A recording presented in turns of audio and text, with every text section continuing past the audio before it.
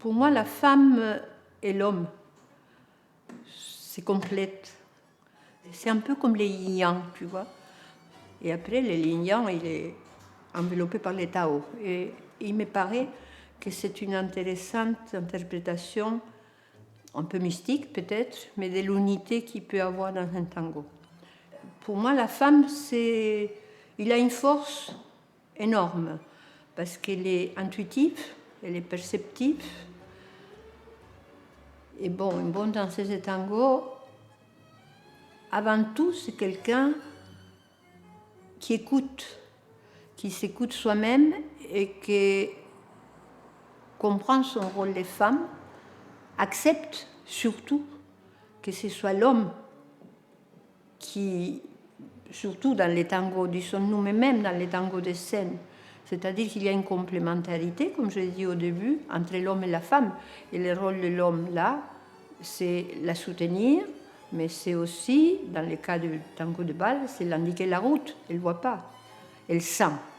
Et c'est ça la merveille, qu'une femme doit sentir même avec son dos.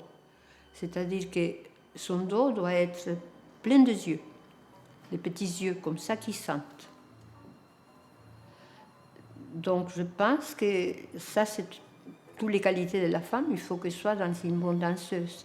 Et la technique est importante, il faut la travailler, mais ce n'est pas la chose la plus essentielle.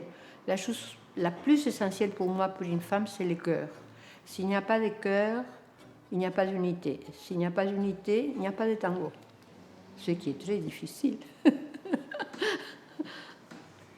Je vais donner des conseils un tout petit peu plus durs, que les messieurs m'excusent, qui soient suffisamment clairs avec les propres corps pour ne pas pousser avec les bras gauches, pour soutenir la main, tous les bras droits, avec beaucoup de tendresse et de précision, de respecter les postures et surtout la connexion. S'il faut respecter les postures, c'est pour pouvoir avoir une connexion, et cette connexion, c'est la base du tango. Et la connexion dit beaucoup de choses, parce que c'est physique, c'est aussi le cœur. Si on ne se connecte pas avec le cœur, il n'y a pas de tango. Des fois, il coupe les dialogues à la femme, et c'est pas juste, parce que le tango, c'est un dialogue à deux.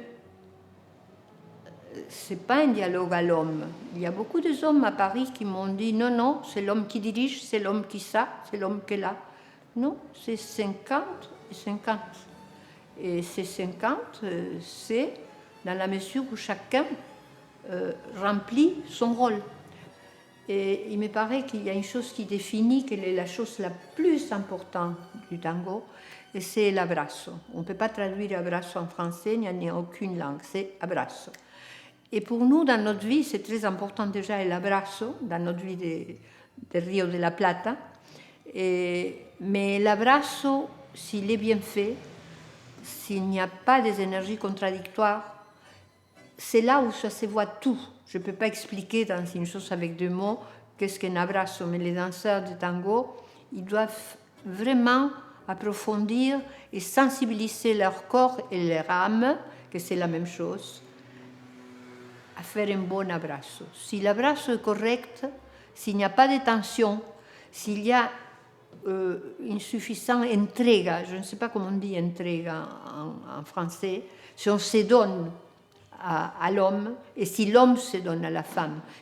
Et si l'abrazo est dans cette harmonie-là, tous les tangos pourra être, et si on les maintient, parce que des fois, les tangos débutent, surtout avec les élèves qui débutent, et tout de suite après, on commence à pousser avec les bras gauches, on commence à se défaire, mais c'est normal, hein, c'est un apprentissage.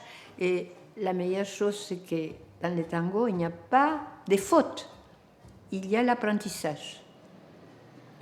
On peut faire une chose incorrectement, techniquement incorrecte, mais il ne faut jamais être critique dans le mauvais sens.